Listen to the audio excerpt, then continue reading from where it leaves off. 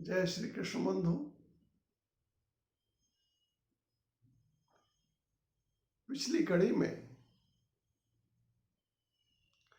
अर्जुन हिम्मत करके सखा भाव में स्थित कृष्ण के समक्ष सखा के रूप में पुनः दलील रखने लगा और उसी एक अपेक्षा के साथ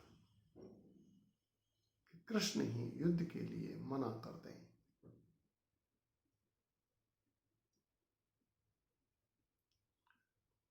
और उसने भीष्म पितामह और द्रोणाचार्य पर बाण चलाने में अपनी कमजोरी, अपनी दुर्बलता को, अपनी असमर्थता को और आवश्यकता को कृष्ण के सम्मुख बखान किया। कृष्ण को चुप देख करके, कृष्ण को निरुत्तर पा करके वो और भी दलील देता चला गया। और आगे अर्जुन दलीलें देता हुआ इस प्रकार बोला। 6वां श्लोक 2 अध्याय।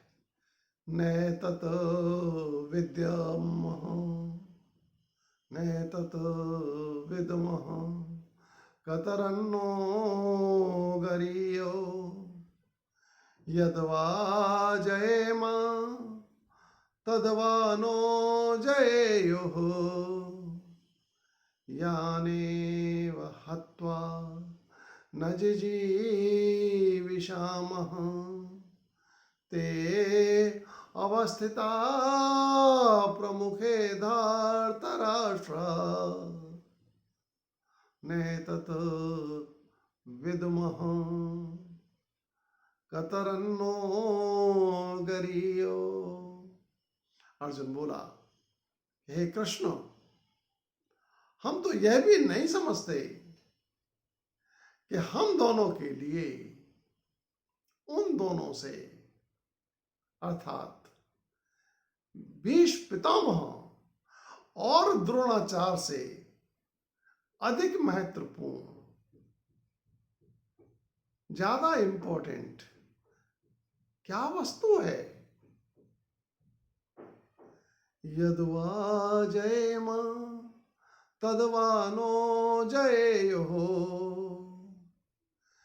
जिसको उन्हें मारकर हमें उसे जीतना चाहिए और हमें मारकर उन्हें उसे जीतना चाहिए। मैं तो ऐसी किसी भी वस्तु को नहीं देखता जो आचार्य, द्रोण और भीष्म पितामह से ज्यादा महत्वपूर्ण हो। यानेव हत्वा न जिजीविषामः ते अवस्थिता प्रमुखे धार्तराष्ट्रा। और इन दोनों से महत्वपूर्ण उस वस्तु को पाने के लिए जिन्हें मारकर हम जीना नहीं चाहते, ते अवस्थिता प्रमुखे धार्तराष्ट्रा, वे ही हमारे विरुद्ध युद्ध में दुर्योधन की ओर से युद्ध करने के लिए खड़े हुए हैं। ऐसा कह करके उसने दलीलों का सिलसिला आगे बढ़ाया और बोला, कार्पण्य दोषो पहत स्वभाव प्रक्षामि त्वां धर्म सम्मूढचेता यत श्रेयस्यानिश्चितं ब्रूहि तन्मे शिष्यस्ते अहं साधिमां त्वां प्रपन्नम् कार्पण्य दोष अपहत स्वभाव। मैं कार्पण्य नासमझी के दोष से पीड़ित स्वभाव वाला, मैं इस समय नहीं समझ पा रहा। क्या नहीं समझ पा रहा? मैं अपने धर्म को नहीं समझ पा रहा कि मुझे क्या करना चाहिए। इस बात को समझने में मेरी बुद्धि असमर्थ है। मैं इसी दोष से पीड़ित हूं, इसी नासमझी के दोष से पीड़ित हूं। प्रक्षामि त्वाम धर्म सम्मूढ़ चेता। इसीलिए धर्म के विषय में मूढ़ होकर के, ना समझ होकर के, न जान करके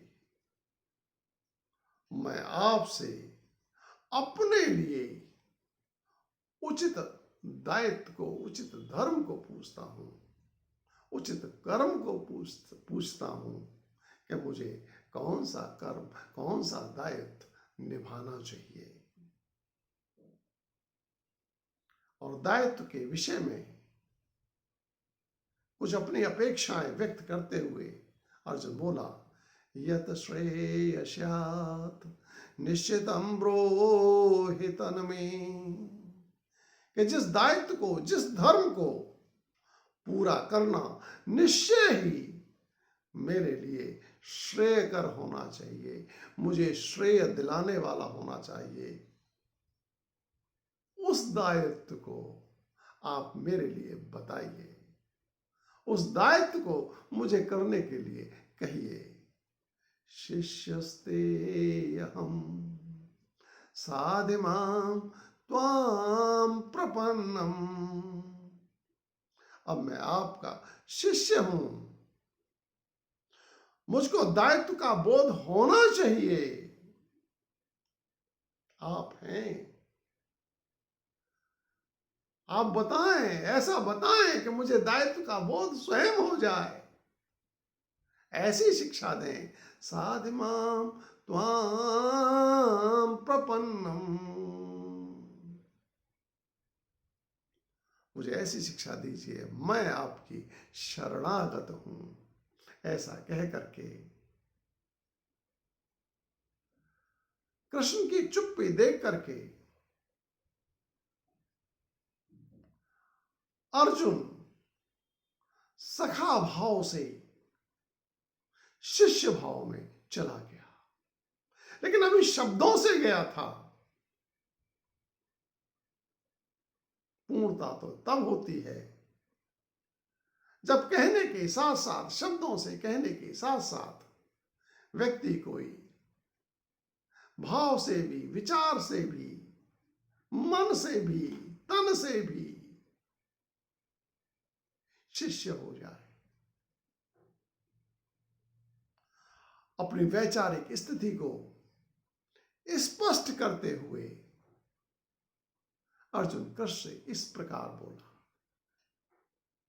इससे पहले ये जान लें कि शिष्य को तभी बोध का मार्ग दिखाया जा सकता है जब वो अपने हृदय में कोई दुराव और कपट न रखें, ज्यादा होशियारी का भाव, या और कहें तो होशियारी का भाव न रखें।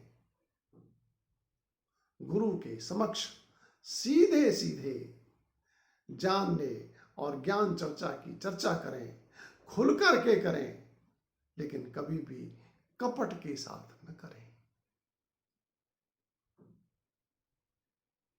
तभी गुरु शिष्य का संबंध भली बात आगे बढ़ता है।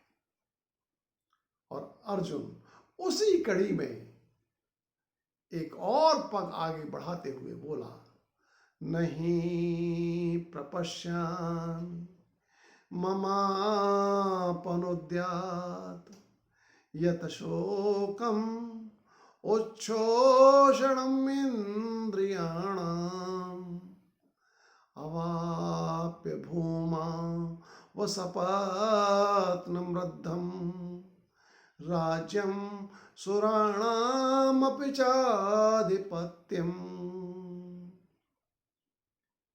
नहीं प्रपश्यामि ममापनुद्यात्। निसंदेह मैं किसी ऐसे दायित्व को नहीं देखता हूं, मैं ऐसे किसी दायित्व को नहीं जानता हूं जिसके पालन करने से मुझको मेरे अन्य दायित्वों को पालन करने के भाव से मुक्ति मिल जाए। मुझे कभी ये खेद न रहे कि मैंने इस दायित्व को चुना। ऐसा दायित्व को मैं आपसे जानना चाहता हूं और मैं नहीं समझता, मेरी समझ में नहीं आ रहा कि ऐसा दायित्व कौन सा है। यत शोकम उच्छोषणम इंद्रियाणाम। बकाया दायित्व, मेरे दायित्व तो सब ऐसे ही हैं कि एक को पालन करने के बाद भी जिसको भी मैं चुन लूंगा उसके पालन करने के बाद मुझे सदा खेद रहेगा कि मैंने दूसरे दायित्वों का पालन नहीं किया। और उपमा देते हुए अर्जुन बोला, अवाप्य भूमा वसपत्नं वृद्धं राज्यं सुराणामपि चाधिपत्यम्। अवाप्य भूमा वसपत्नं वृद्धं। जैसे व्यक्ति पृथ्वी पर धन धान संपन्न निष्कंटक राज्य को पाकर भी राज्यम सुराणामपि चाधिपत्यम, देवताओं के राज और उनके स्वामीपन को भी पाने के भाव को पाकर के दुखी हो जाता है। निष्कंटक राज्य पा लिया, पृथ्वी पर धन धान संपन्न राज्य पा लिया, तो भी मन में लालसा रह जाती है, काश मैं देवताओं का राजा हो जाता, काश मैं देवताओं के लोक का स्वामी हो जाता, काश मैं अधिपति हो जाता।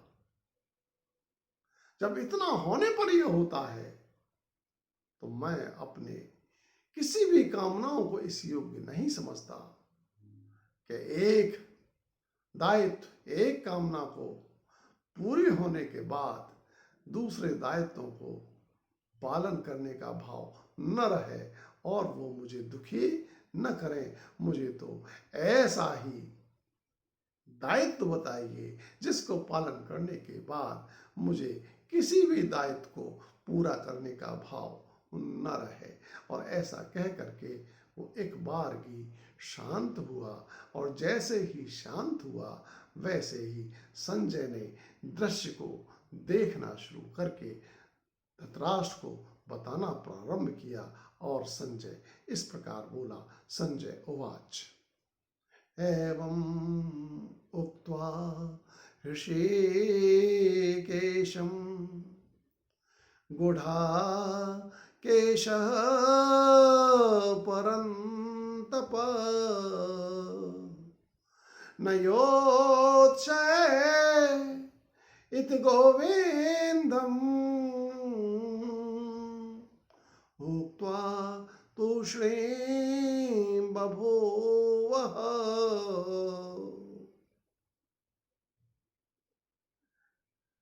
ऋषिकेश श्री कृष्ण जी को इस प्रकार कह करके, इतना कह करके, हे परम प्रतापी राजन, हे भरतवंशी राजन, गुडाकेश अर्जुन ने फिर बोलना शुरू कर दिया।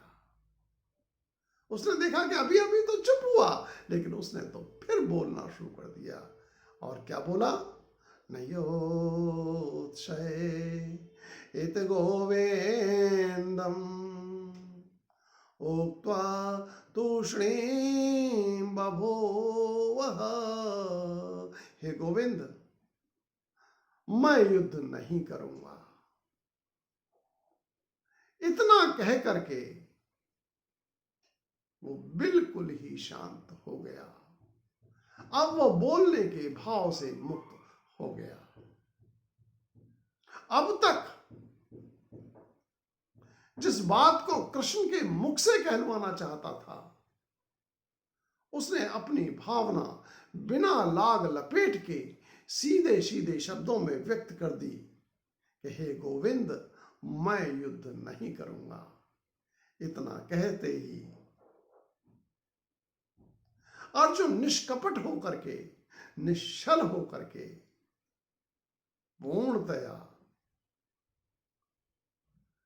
शिष्य के भाव में, पहले वचनों से था, बातों से था, और अब वो भाव से भी शिष्य के रूप में स्थित हो गया। जैसे ही अर्जुन शिष्य के रूप में आया, तो तदनुसार कृष्ण ने भी गुरु के दायित्व को निभाने के लिए अपने आप को गुरु भाव में स्थित कर लिया। और गुरु भाव में उन्होंने क्या किया? उन्होंने सारी व्यवस्थाएं की। जहां शिक्षा देने की व्यवस्था की, वहां शिक्षा भी दी।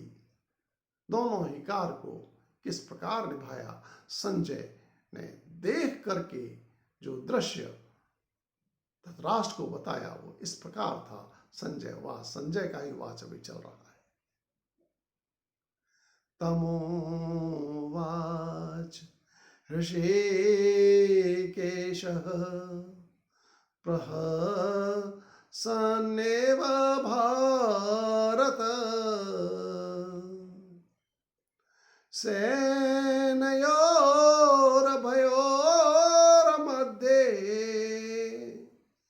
विषीदन्तम् इदं वचः तमोवाच ऋषिकेश। तब ऋषिकेश जी ने, श्री कृष्ण जी ने उस अर्जुन को कहा, और उससे पहले प्रहसन्नेव, पहले ही प्रसन्न होकर के, मुस्कुराते हुए,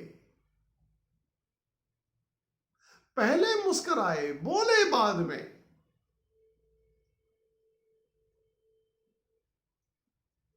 वो अर्जुन पर नहीं मुस्कुराए।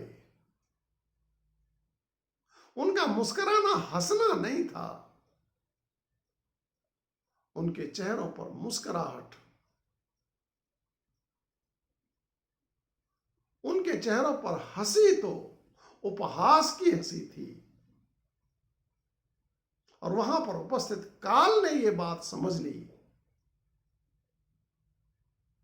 कि कृष्ण मेरी उपस्थिति नहीं चाहते, और वो युद्ध के मैदान को छोड़ करके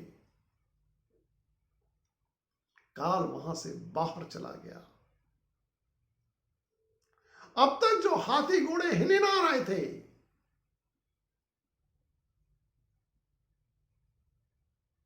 वो हाथी घोड़े, वो योद्धा युद्ध के मैदान में कृष्ण और अर्जुन को छोड़ करके समस्त दृश्य बुत हो गया, पत्थर हो गया, अचल और अविचल हो गया, क्योंकि काल वहां से जा चुका था। और ये घटना कहां घटी? सेनयोरभयोर मध्ये। ये सारी की सारी घटना, काल के जाने की घटना, युद्ध के मैदान में बीचों बीच खड़े होते रहते हुए ही घटी। और वो युद्ध का मैदान गुरु और शिष्य के संवाद के लिए उचित शिक्षण कक्ष या क्लास रूम बन गया, जहां पर केवल दो ही व्यक्ति थे, गुरु और शिष्य। गुरु के रूप में कृष्ण और शिष्य के रूप में अर्जुन। जब दो ही रह गए, विषीदन्तम् इदं वचः। तदोपरांत कृष्ण उस दुखी अर्जुन को स्वयं गुरु के भाव में आकर के इस प्रकार शिक्षा देते हुए बोले, गोविंद जय जय गोपाल जय जय, राधा रमण हरि गोविंद जय जय, श्री कृष्ण गोविंद हरे मुरारी, श्री कृष्ण गोविंद हरे मुरारी, हे नाथ नारायण वासुदेवा, हे नाथ हे नाथ हे नाथ हे नाथ